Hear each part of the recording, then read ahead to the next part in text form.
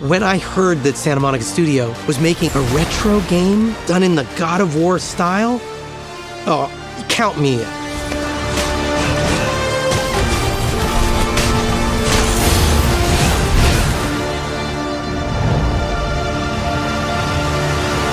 When I was a kid, I loved scores for movies, TV shows, and video games. However, I realized it was melody over anything else. Melody was the most important thing to me and remains to this day. That means if a melody was performed by a giant symphony orchestra in a sweeping live-action space epic, or if a melody was played by a sine wave, I loved it the same. Over the course of my career as a composer for video games, I've always been fascinated by the idea of returning to those sounds of the video game consoles that I grew up on. So over the years, I just started sampling all this old hardware. I didn't know what to do with it. I just loved these sounds and sort of added them to my own personal arsenal of colors. Sons of Sparta's soundtrack is a bit unique in that it does blend this modern orchestral and choir elements with these authentic retro sounds. When we heard that Bear McCreary wanted to be involved, we were thrilled. It was cool to talk to him about it because he grew up with these games as well. So he's familiar with the soundtracks and he's familiar with the chiptunes. We as a retro studio have done this many times. It was this awesome sort of, meeting of the minds moment. One of the exciting things about working on God of War Sons of Sparta is getting to work with the team at MegaCat because of the authenticity that they are able to channel into their games. So when I heard Santa Monica Studio was working with them, I was really excited. That's the biggest challenge we have. It's the first time for us working with one of the world's renowned artists. And through collaboration and critical thinking, we made our biggest challenge into one of our greatest achievements.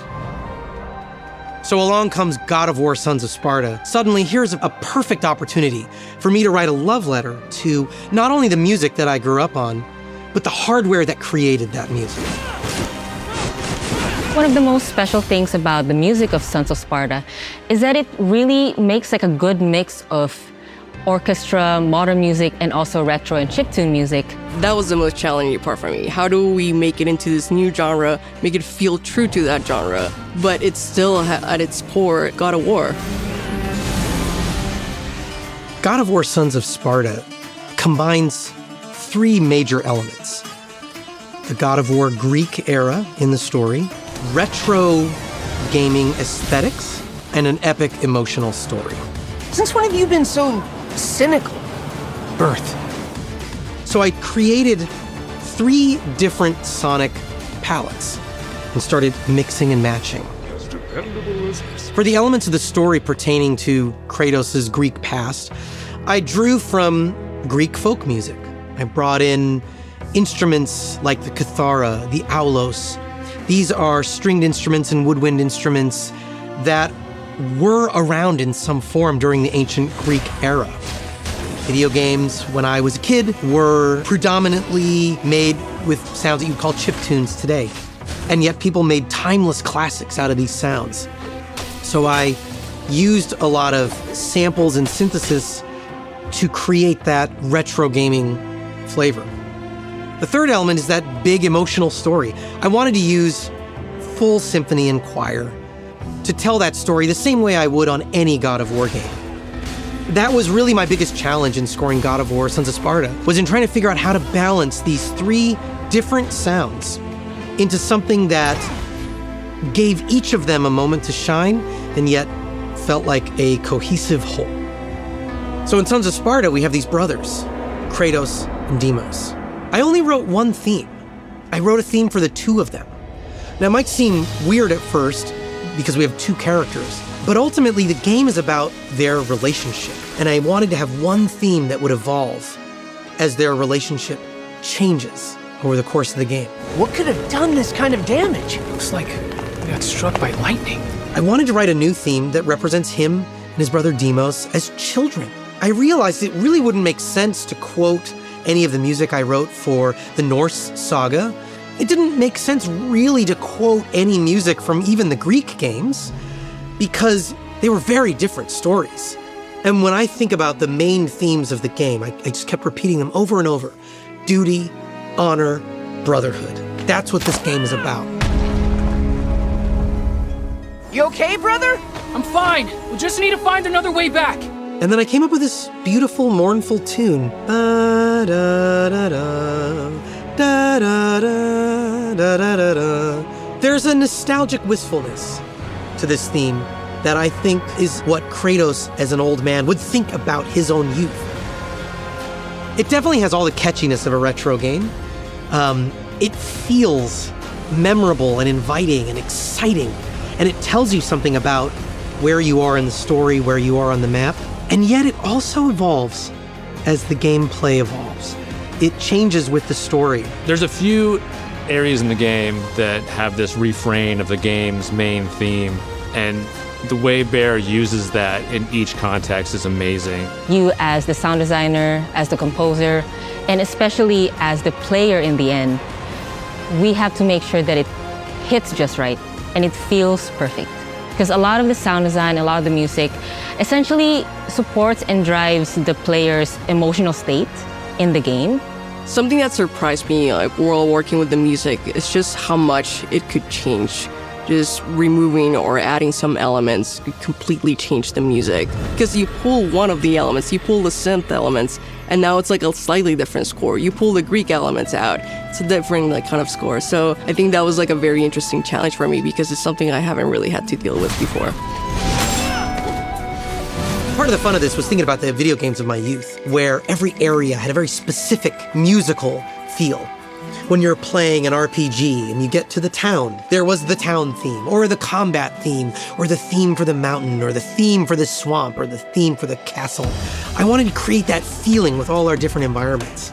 The idea of just having a single piece of music that played endlessly anytime you're in an area was sort of undercut by my ambitions as a writer. So we ended up combining these philosophies. Even though the music has this retro element to it, it's still delivered in this very modern way. It's a really tricky game in terms of figuring out where to transition in and out of music. We didn't want to just fade out the music or fade in the music, so that took a lot of finessing. So I think it was a really cool collaboration. How it blends seamlessly, perfectly fitting with the visuals, it's what makes the music stand out the most. For this one, we were like, hey, can we have a few cues and build unique content from all the different stems that we have? That was interesting to me, especially when I go edit and like when I'm deconstructing a lot of the music and rebuilding it in this different ways. All the bosses like still have a unique color, like an interesting thing happening in all of them, but I also think it makes some of like the other story bosses a bit more special because they're like built in a different way. I'm excited for fans to hear this blending of modern and retro elements in the God of War universe in a way that feels like it belongs. I think will blow them away. For me, I want the players to feel that they were part of a big experience with the music and the sound design of Sons of Sparta. People love the God of War games for a variety of reasons. You have this incredible combat, you have a gripping story, you have a mythological environment. God of War Sons of Sparta has all three of these things. To me, this is the 2D platformer that I've been dreaming of my entire life.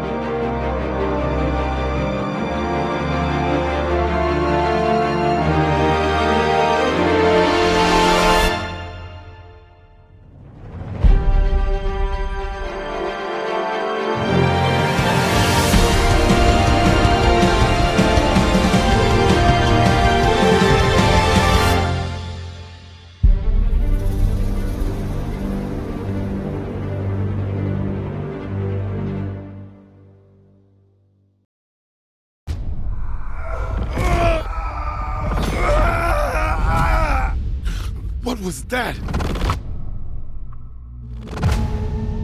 Crew of the Ocean Eye. 8 scientists. All gone. Environmental systems offline. Communications deliberately destroyed.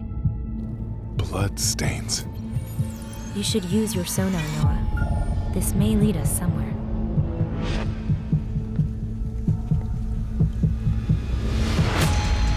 They found something they weren't meant to. What could have done that? There's no exit. It just keeps bringing me back. You opened the door. Rely. No! Leave me alone!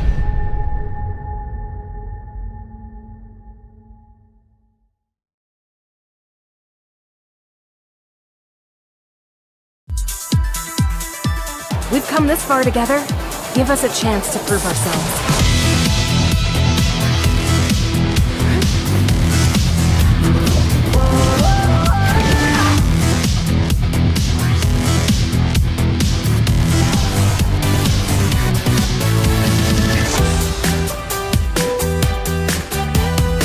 Now it's more my tempo. I'll take care of this. Nothing but a warm-up. Who's with me? Now's your chance. Get loud. Whoa, that power! We just need a little retuning. This is it. They thought they could hang with us. None of them think I have what it takes. What do we have to do? I'll figure it out. I have to. Ready for a matchup! You know it. I got you.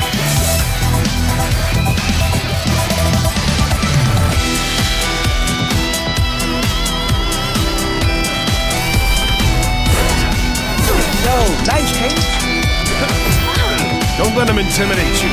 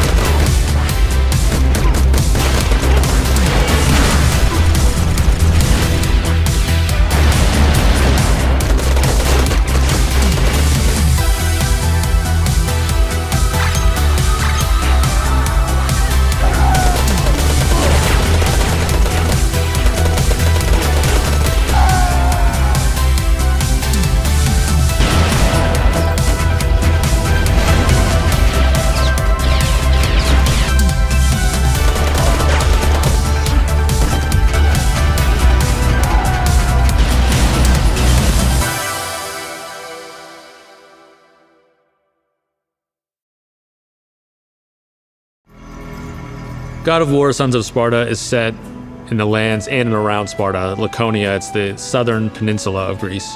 This is where you'll start the game. It's like the boys' backyard. In Sons of Sparta, Kratos and Deimos are both Agoj cadets. They're young soldiers for Sparta. The world of the game we're telling is a lot more about the Laconia region outside of Sparta. The boys venture out, they get their first pass to leave town and go off on their own. And so we get to explore a lot of the countrysides and things that exist outside of the walls of Sparta. When players start to explore Laconia, I think they can expect to find a lot of various interesting biomes, a lot of fun enemies to fight, and it's like you're taking on the adventure of young Kratos along with you, so you're experiencing something new along with them. In designing the levels, we had a great back and forth process with SMS where, we would come up with these level concepts and sort of hash them out as to why they fit the game, why they fit the Greek setting, and then how we could apply the God of War coat of paint. The way we approach level design in God of War Sons of Sparta is to treat each level like it is its own character. So not just visuals, but things like color palette, shape language. Filling out the environments was figuring out where the locations were and finding their real-life counterparts within Greece to kind of see what kind of plants grow there, and translating that into pixel to make everything feel more distinct from each other. When making the game's map and its environments, we worked with the Santa Monica studio to make sure that each of these new regions felt at home in the God of War universe. We wanted to make them feel authentically part of Laconia and also authentically part of the series. New maps are packed. Every level has these new places for players to explore and find out more about this world. That might be useful in the future. Better remember this spot. We've been using the term breadcrumbing, and it's the concept of having these tiny rewards and these clues, taking this massive map, and gives the player this sense of agency. They can go where and how they want. I think that's something that has driven a lot of our design decisions because it's such an important pillar for what makes games in this genre fun and unique. Thank you, Nike. We look to the original God of War games for inspiration, such as Pandora's Temple. It's a big, sprawling environment. You go off into these side rooms and you solve puzzles, defeat monsters. In this genre, typically environmental puzzles are pretty prominent, so we try to balance between regular mechanical puzzles. There's some that are hidden in the environment that you won't be able to tell off a first look. Sometimes you got to move things around. There's a lot of traversal puzzles too, so you'll be using your whole toolkit for most of the game to figure out most of the puzzles. Not only does searching for and exploring for the rewards give you actual currency or resources throughout the game to help your experience, there's also certain things that you can look for that help you understand the lore better, and they also give you the story around Laconia itself, so you can get a deeper knowledge of the world that you're living in. Most of the areas in Sons of Sparta are all original locations, and some of my favorite really support the theme of the game of this coming of age. For example, the Onus Vineyard. It's an area where grapes are harvested and then cultivated and then pressed into wine and matured. And it kind of is a mirror to the boys' journey of, again, coming of age. I'm definitely excited for players to see the port of Messenia. It's just a really nice area. The way the art has evolved over time just makes it feel so much more solid. And the art overall in the areas are just really interesting, and they all come together in a unique way. I'm very excited for people to really get to experience this side of Kratos that they've only hinted at in other games about his younger life and the kind of person he was before he became the Kratos that we all know. We're excited for fans to explore Laconia through Sons of Sparta because the way it shows Kratos' homeland in this new pixel art style. We put a lot of effort into making these areas authentic, and not just to Greece, but to the God of War series. We think that we have all the elements there that fans will expect.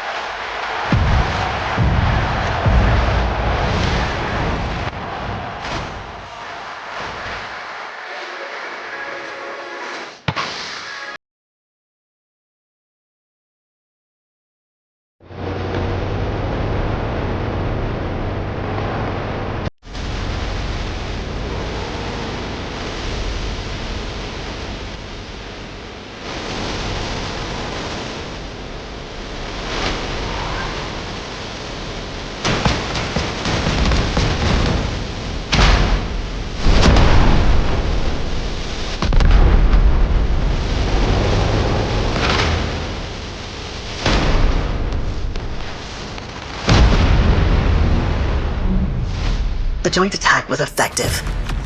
With support of our fiery friends, we were able to take back the strategic positions and cut off Aris and his army from the major lines of retreat. This means we can now deal the final blow and stop him from initiating the Oracle merging. Without the stabilizing circuit, the merging of the modules will lead to catastrophic events, comparable in scale to Crossout itself. And we might just know where to find it. The source of the stall's signal remains active. If there is even the slightest chance that the answers to our questions await us there, then we have no right not to take advantage of it.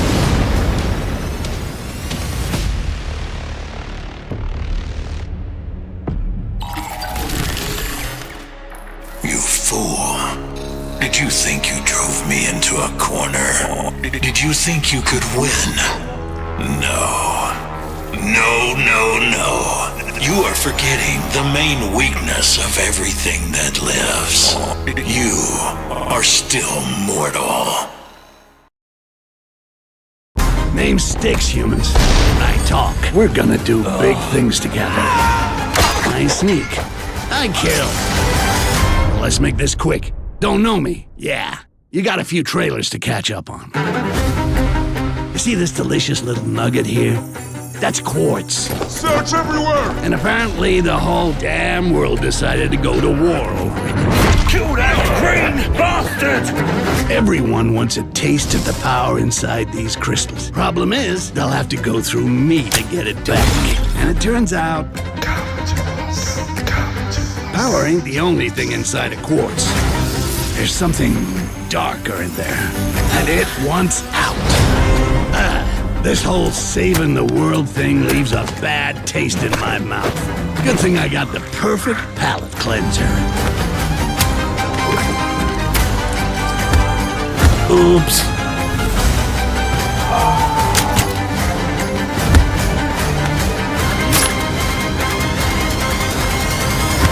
I mean, what's the point of all this power if I'm not supposed to have fun with it?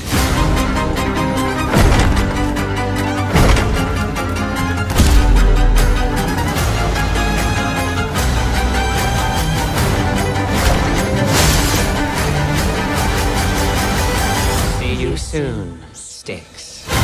See you soon, huh? Guess what? The fun begins now.